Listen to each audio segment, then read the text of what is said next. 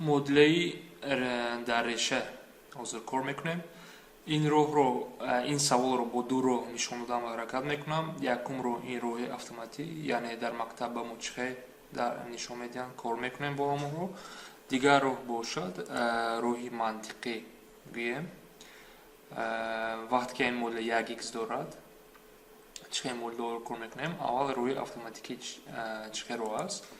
وقتی که شما ریشه می‌کنید هر طرف رو کوادرات میگیریم. اگر سوال رو باز یک بار دیگر نویسیم 4x minus 5 تقسیم 3 در درون ریشه برابر 1. وقتی که نمود سوال رو می‌بینیم کوادرات باید ایزاد شود. وقتی که مثال کار می‌کنیم ایزاد باید شود.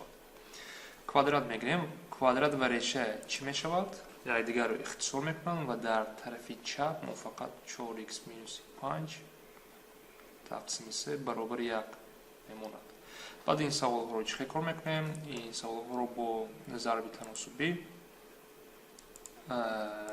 یعنی 3 با 1 مخرج ندارد. 4x minus 5 خودش میموند. یعنی چی میشود؟ 4x minus 5 برابر 3 4x برابر 8 می شود و x برابر 2 می شود. این جوابی درستی ما. این یک نمودی رو. دیگر نمودی رو که سوال آسان تر است برای فهماندن هم آسان است. نگاه کنیم وقتی که ریشه می بینید ریشه کلان در نش ifade یک مرکب هست. منطقی فکر کنیم در ریشه برابر 1 در دون ریشه چی گفته میتونه؟ در دون ریشه کدام رقم 1 هست؟ ریشه 1 اون وقت با 1 برابر می شود. یعنی 4x minus 5 تقسیم 3 باید برابر 1 شود. بعد نگاه کنید دو کسر دارم صورت نامعلوم لیکن مخرج رو میدونم. کدام رقم رو علامت سوال به 3 تقسیم کنم 1 می شود. علامت سوال البته چی باید شود؟ 3 چون که 3 تقسیم 3 باید برابر 1 شود. یعنی از اینجا چی معلوم می شود؟ 4x minus 5 باید برابر 3 شود. بعد از این البته که آسان است با منطقی مدل که داریم از کدام رقم 5 رو ترک کنم 3 می شود 8 رو. یعنی 4x باید برابر 8 شود.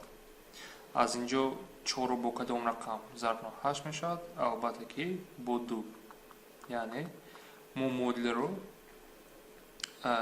چیکار کردیم؟ منطقی کار کردیم.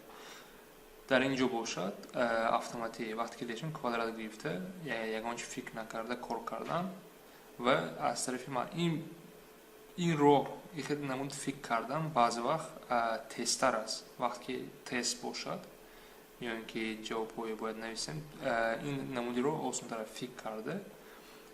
مثلا در اون ریشه 1 شود 3 باید شود تستر کار میکنین. این رو که وقتی که یک به یک می نویسین کوادرات میگیرین میکشوین اگر ممکن قوس ها باشد قوس ها رو کار میکنین کوادرات ها رو کنین کوب رو کار میکنین. وقتی که در مدل یک x هست یک نامعلوم و رو با این رو کار کردن برای تست البته برای تست کار کردن آسان تر است برای امتحان ها. لیکن این وقتی که حل کار میپرسن این روحی یکم البته که مهم است باید هم خیلی نشان دهیم. این روحی دوم اصلا برای